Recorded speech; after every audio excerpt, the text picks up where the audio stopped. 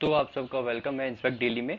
आज से हम अपनी जॉब की वो सीरीज चालू कर रहे हैं। इसमें हम बताते रहेंगे कि कौन कौन सी वैकेंसीज निकली है, किसके लिए निकली है, और सारी डिटेल्स मतलब जितनी भी रहती हैं सब हम दे देंगे। तो अभी जो लेटेस्ट है वो इंडियन कोस्ट गार्ड में निकली है। इंडियन कोस्ट गार्ड जो मिनिस्ट्री ऑफ डिफेंस के अंडर आती है। ये इसका एप्लीकेशन कब चालू हो रहा है? इसका हो रहा है 2 जुलाई को, याद रखिएगा 2 जुलाई को, और लास्ट डेट है इसकी 16 जुलाई को। तो ये मत सोचिएगा कि पूरे महीने है, ये सिर्फ 2 हफ्ते में ही खत्म हो रहा है। ठीक है, 2 जुलाई को और 16 जुलाई को शाम के 6 बजे तक ही रहेगा बस। ठीक है, इसके लिए जनरल, ओबीसी और जो इकोनॉमिक बैकवर्ड क्लासेस के जो लोग रहते हैं उनके लिए 250 रुपीज है। बाकी जो SC and ST है उनके लिए नो चार्ज है। ठीक है, याद रखिएगा। और पेमेंट आप कहीं से भी कर सकते हैं, डेबिट कार्ड, नेट बैंकिंग वगैरह किसी से भी। ठीक है, नेक्स्ट देखते हैं एलिजिबिलिटी क्राइटेरिया, देखते हैं क्या है। सबसे पहला तो ये सिर्फ मेल्स के लिए ही है। ठीक है, दूसरा है जो एज है वो 18 और 22 के बीच में होनी चाहिए, 18 और 22। और हम अगर देखें तो जो नेविक, जीडी, जनरल ड्यूटी और जो यांत्रिक होगा उसकी एज 1 फरवरी 2000 से 31 जनवरी 2004 के बीच में होनी चाहिए। जो भी पर्सन इस दो एज के डेट के बीच में आ रहा है, और अगर कोई अगर 1 फरवरी को पैदा हुआ है तो वो भी भर सकता है ये फॉर्म। और अगर कोई 31 जनवरी को पैदा हुआ है तो वो भी भर सकता है आप। ठीक है, याद रखिएगा 1 फरवरी 2000 से 31 जनवरी 2004 तक ये इसके लिए भर सकता है। और जो नेविक जो डोमेस्टिक है उसके लिए होना चाहिए 1 अप्रैल 2000 से 31 मार्च 2004 तक, ये उसके लिए क्वालिफाइड है, याद रखिएगा। ठीक है, तो ये देख लीजिएगा। और जो एज रिलैक्सेशन है वो अपर एज रिलैक्सेशन 5 साल का SC ST के लिए है और 3 साल का OBC के लिए है, नॉन क्रिमिलियंस जो होते हैं उनके लिए है। ठीक है, ये याद रखिएगा। तो ये भी स्टार मार्क कर लीजिए। ठीक है, नेक्स्ट हम देखते हैं एजुकेशन क्वालिफिकेशन क्या क्या चाहिए। जो नेविक है, जनरल ड्यूटी नॉर्मल, उसको 10+2 पास होना चाहिए वो। और जो 12th है उसकी, उसमें मैथ और फिजिक्स सब्जेक्ट होने चाहिए। ठीक है, मैथ और फिजिक्स सब्जेक्ट होने चाहिए। और उसका जो जो है जहाँ से जिस जो बोर्ड है वो रिकॉग्नाइज होना चाहिए। बेसिकली ये रहता है, ये सब में ही रहता है रिकॉग्नाइज, तो इसकी ज़्यादा टेंशन मत लीजिए आप। और जो दूसरा नेवी जो डोमेस्टिक ब्रांच के लिए है, वो नॉर्मली 10th पास हो तो वो भी चलेगा। जो 10th पास है वो भी अगर इस उस एज के क्राइटेरियम के, इस एज क्राइटेरिया के अंदर आ रहा है तो वो भी भर सकता है। ठीक है, इस एज क्राइटेरिया के अंदर आ रहा है जो, वो भर सकता है, याद रखिएगा। और जो यांत्रिक है, यांत्रिक के लिए 10 पास, या तो वो 10th पास है, उसके बाद फिर उसने डिप्लोमा करा है। डिप्लोमा किस किस में वैलिड है? इलेक्ट्रिकल में करा हो, मैकेनिकल में करा हो, इलेक्ट्रॉनिक्स में करा हो, टेलीकम्युनिकेशन में, इलेक्ट्रॉनिक्स एंड टेलीकम्युनिकेशन में करा हो, रेडियो या पावर इंजीनियरिंग। तो 3 और या 4 साल की हो। ठीक है, कहीं कहीं डिप्लोमा 4 साल का भी होता है, तो या फिर किसी की बैक आके 4 साल हो जाती है तो वो भी इसमें मान्यता है उसकी। ठीक है, और या तो उसने 10th या 12th कर रखा हो, और फिर उसके बाद कई सारे लोग होते हैं 10th कर लेते हैं फिर 12th करते हैं, उसके बाद फिर वो डिप्लोमा करने चाहते हैं, तो वो भी इसमें वैलिड है। और उसमें भी सेम वही डिप्लोमा इलेक्ट्रिकल में, मैकेनिकल में, इलेक्ट्रॉनिक्स में या वगैरह। और इनकी ड्यूरेशन आप याद रखिएगा, जैसे सिर्फ 2 साल। जैसे अगर आप 12th करके गए हैं तो आप सीधा डिप्लोमा में, आप सीधा सेकंड ईयर में आपकी लेटरल एंट्री होती है, उसको आप लेटरल एंट्री कहते हैं, तो आप सेकंड ईयर में ही पहुंच जाते हैं। तो आपको बस 2 साल वहां करने होते हैं और आपका डिप्लोमा हो जाता है। और यहाँ लिखा है जैसे ड्यूरेशन ऑफ 2 और 3 साल तक का, और जो कि AICTC के अंडर आना चाहिए। मोस्टली यूनिवर्सिटी जो जितने भी बोर्ड रहते हैं वो AICTC के अंडर आते हैं। ठीक है, अब देखते हैं एग्जाम कैसा है, कैसे क्वेश्चंस है, मैक्सिमम मार्क्स क्या है, टाइमिंग क्या है। ये क्योंकि कोई भी एग्जाम हो, एक बार पहले अपने आप को प्रिपेयर कर लेना चाहिए कि कितने क्वेश्चंस कैसे आ रहे हैं, आप कर पाएंगे नहीं कर पाएंगे। ठीक है, तो पहले देखते हैं सेक्शन 1, सेक्शन आई। ठीक है, उसके बाद हम देखते हैं कि कौन किसके लिए वैलिड है, वो हम देख लेंगे, या फिर अभी देख लेते हैं। ठीक है, जो नेविक जो डोमेस्टिक ब्रांच वाला है वो सिर्फ सेक्शन आई देगा। ठीक है, और जो नेविक GD है जनरल ड्यूटी, वो सेक्शन आई और सेक्शन 2 देगा। जो यांत्रिक इलेक्ट्रिकल से है वो सेक्शन आई और 3rd देगा। और जो यांत्रिक इलेक्ट्रॉनिक्स से है वो सेक्शन 1st और 4th देगा। और जो मैकेनिकल से है वो सेक्शन 1st और 5th देगा। अब हम देखते हैं सेक्शन में है क्या। जो सेक्शन आई है, जो सिर्फ नेविक GD के लिए, मतलब ये सेक्शन आई सबके लिए है। ये कंपलसरी है, सबको ही देना है, जो भी भर रहा है सबको देना है ये। उसमें मैक्सिमम मार्क्स है 60 मार्क्स। ठीक है, क्वेश्चंस कितने हैं? वो भी 60 हैं। टाइमिंग क्या है? टाइमिंग 45 मिनट्स है। ठीक है, इसमें आपके मैथ्स के 20 क्वेश्चन आएंगे, साइंस के 10 क्वेश्चन आएंगे, इंग्लिश के 15 क्वेश्चन आएंगे, रीजनिंग के 10 क्वेश्चन आएंगे और जीके के 5 क्वेश्चन आएंगे। ठीक है, ये याद रखिएगा ये क्वेश्चंस। और इसमें जो कट ऑफ मार्क्स होगा, कट ऑफ कितना, 60 में से कितना है 30 तो अर्बन और जो economic backward classes, economic backward section के लोग होते हैं, और जो ओबीसी उसके लिए 30 है, और 27 है SC ST के लिए।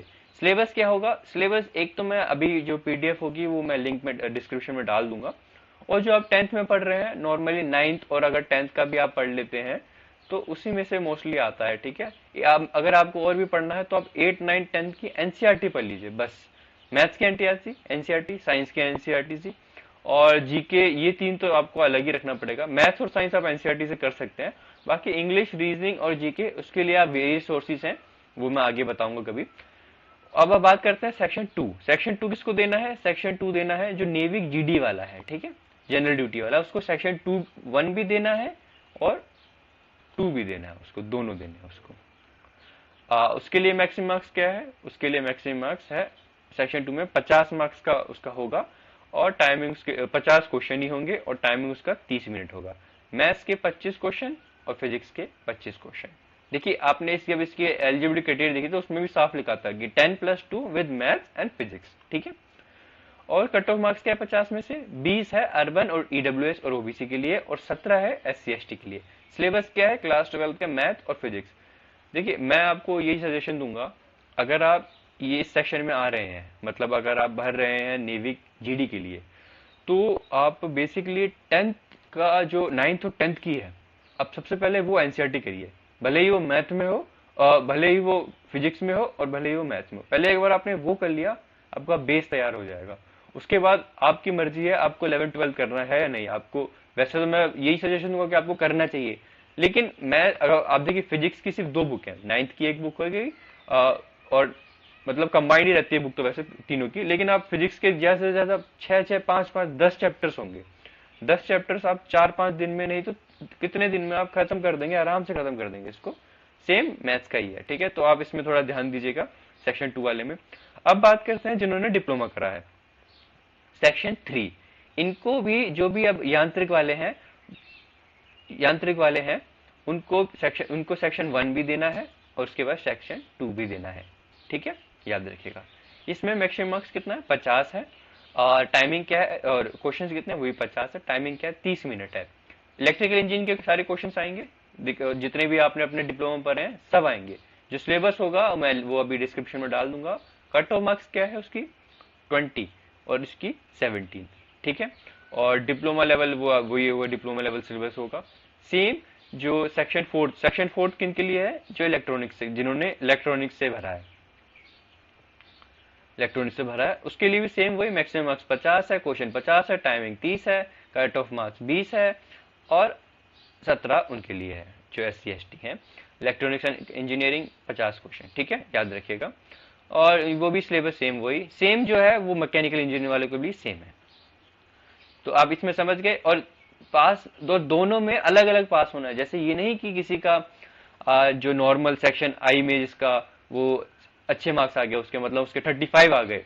ठीक है, और सेक्शन 2 में उसके, अगर मैं इसकी बात करूं आपके सेक्शन 2 में, और सेक्शन 2 में अगर उसके 20 नहीं आए, 19 आए, तो वो फील्ड माना जाएगा, वो आगे क्वालिफाइड नहीं हो पाएगा। ठीक है, तो आपको दोनों सेक्शंस में क्लियर करना है अपने आप को, याद रखिएगा।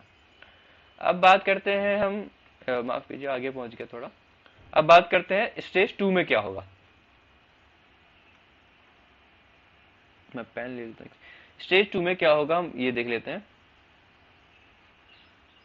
स्टेज 2 में क्या होगा, स्टेज 2 में आप जितने भी सिलेक्ट होंगे कैंडिडेट, उन सबका फिजिकल होगा। फिजिकल ज्यादा हार्ड नहीं है, मतलब रनिंग तो है लेकिन फिर भी आपको देख लेना, और आपको वही शू, टी शर्ट, ट्राउजर में नॉर्मली जो रनिंग वगैरह आउटफिट, जो जॉगिंग आउटफिट वगैरह रहता है वही पहन के जाना होगा उनके लिए, जो क्वालिफाइड हो जाएंगे, याद रखिएगा ये भी। ठीक है, तो उसमें फिजिकल में क्या है, सबसे पहले 1.6 किलोमीटर की रनिंग होगी, आपको प्रॉपर 7 मिनट दिया जाएगा। ठीक है, उसके बाद 20 स्क्वाट, मतलब जो उठक बैठक होंगे वो, और 10 पुशअप्स। और मेन बात ये इसकी ये है कि ऐसा नहीं होगा कि आपको पहले रनिंग कराया, फिर आप बैठे थोड़ी देर रेस्ट करा, उसके बाद फिर आपने पुशअप, ऐसा नहीं है। ये तीनों लगातार एक्टिविटी सेम प्रोसेस में ही होंगी। रनिंग करके आए, 20 आपने उठक बैठक मारा, फिर आपने 10 पुशअप्स करा, ठीक है। अब देखते हैं जो पे पर्क्स एंड अदर बेनिफिट्स जो मिलते हैं एक प्रॉपर गवर्नमेंट एम्प्लॉय को, वो सेम क्योंकि मिनिस्ट्री ऑफ डिफेंस के अंडर आता है तो सारी सुविधा है वैसे। बेसिक पे नेवी जनरल ड्यूटी को मिलेगा 2700 21,700 रुपये मिलेगा उसको, ठीक है। बाकी और अलग जो अलाउंसेस रहते हैं, बहुत सारे अलाउंसेस रहते हैं गवर्नमेंट एम्प्लॉयज के, तो एचआरए मिलेगा उसको, उसको और भी बहुत सारा रहता है, महंगाई भत्ता रहता है, ठीक है। जो नेवी रहेगा डोमेस्टिक ब्रांच के लिए, उसका भी सेम है, उसको भी 21,700 रुपये मिलेंगे। और बाकी जो दुनिया भर के अलाउंसेस, एचआरए हो गया और टीए हो गया उसमें आपका, और फिर और बहुत सारे रहते हैं इनके, राशन भत्ता भी आ जाता है। अब जो यांत्रिक रहेगा, देखिए यांत्रिक का थोड़ा टेक्निकल काम है, थोड़ा सा ज्यादा टेक्निकल काम है बाकी से, तो उसका बेसिक पे भी ज्यादा है। तो उसका बेसिक भी कितना है, उसका बेसिक पे 29,200, साथ में उसको ये 6,200 और मिलेंगे उसको, ठीक है।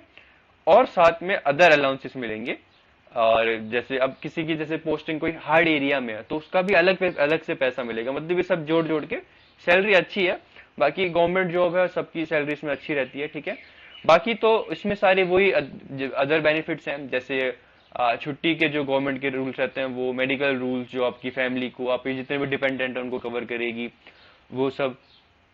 तो ये सब है, आप देख लीजिए, मैं सब कुछ डिस्क्रिप्शन में डाल दूंगा, इसका नोटिफिकेशन भी डाल देता हूँ और जो सिलेबस है वो भी डाल देता हूँ।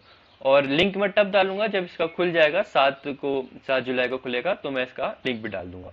तो स्टे ट्यून विद चैनल। बाकी हम देखते हैं हमारा ये सीरीज कितना आगे जाता है, मैं रोज ऐसी वीडियोस लाता रहूंगा जो जो नई न्यूज आएगी।